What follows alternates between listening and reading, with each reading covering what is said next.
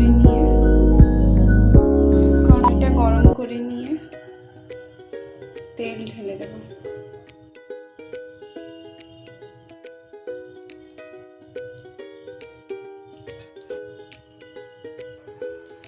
ওই তেলটা গরম হয়ে এলে একে একে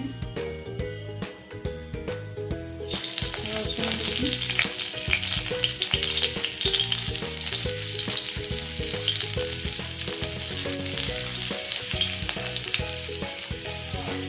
পেঁয়াজ দিই,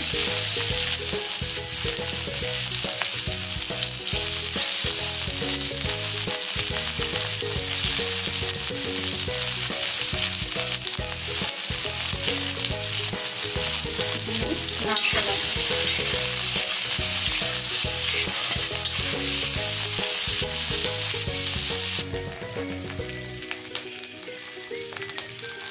তারপর অল্প একটু লবণ,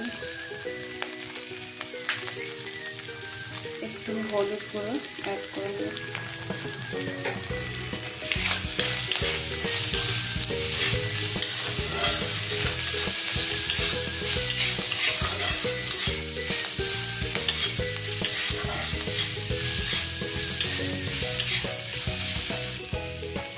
পেঁয়াজটা একটু ভালোভাবে কুক হয়ে লাল লাল হয়ে গেলে এটাতে টমেটো কেচাপ অ্যাড করবো।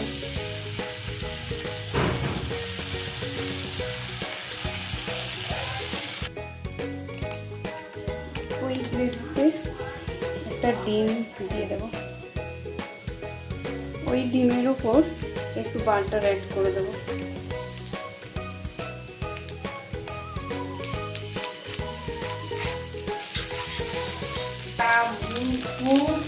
ডিমটা ভাজা হয়ে গেলে ওটাতে ম্যাগিগুলো অ্যাড করে দেবো, দিয়ে ভালো করে নাড়তে লাগবে।